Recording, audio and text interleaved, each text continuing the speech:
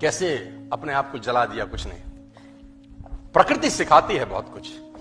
हमारी आंखों के सामने बहुत कुछ हो रहा है, हमारी आंखों के सामने बहुत कुछ घटित हो रहा है, हम अनभिज्ञ हैं, हमको समझ ही नहीं आ रहा कि प्रकृति रोज सिखा रही है कि जलना तो पड़ेगा। और देखो कहानी इसकी, ये बर्ड किंगडम का राजा है, ईगल। प्रकृति रोज सिखाती है कि if you want to become eagle तो आपको जलना पड़ेगा। 70 साल औसतन उम्र होती है, 70 साल ईगल का उम्र होता है सर। लेकिन इसकी कहानी का ट्विस्ट क्या है, और वो ये है कि 40 साल जब ये हो जाता है तो इसकी जो चोंच है ये बेंड हो जाती है, आगे से सॉफ्ट हो जाती है, शिकार नहीं कर पाता। व्हेन ही रीच 40 इसकी चोंच बेंड हो जाती है, सॉफ्ट हो जाती है, शिकार कर करके शिकार नहीं कर पाता। इसके जो पंख हैं जिससे उड़ता है वो इतने भारी हो जाते हैं कि वो छाती से चिपक जाते हैं, इतने भारी हो जाते हैं कि छाती से चिपक जाते हैं, इसको उड़ने में तकलीफ होती है। इसके जो पैर हैं जिससे झपटा मारता है वो नाखून टेढ़े हो जाते हैं, कर करके 40 साल। अब इसके पास चॉइस है कि 40 साल के बाद मर जाए, क्योंकि उड़ सकता नहीं है, शिकार कर नहीं सकता, पंख भारी हो गए, उड़ना दिक्कत, शिकार पकड़ नहीं सकता क्योंकि पैर के नाखून खराब हो गए, और पकड़ भी ले तो चोंच से उसको मार नहीं सकता।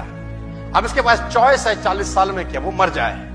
लेकिन मैं आपको बताना चाहूंगा, प्रकृति सिखाती है कि ईगल ऐसा नहीं करता। 40 साल की उम्र में ईगल अपने एरिया की सबसे ऊंची चोटी पर चला जाता है और जो चोंच है उसको सामने वाले पत्थर पे मारना चालू करता है।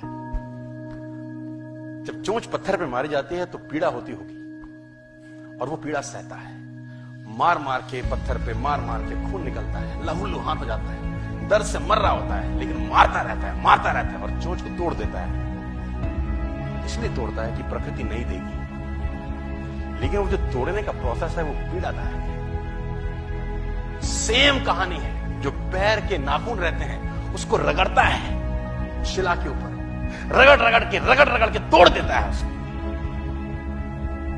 कितना पेनफुल रहता है।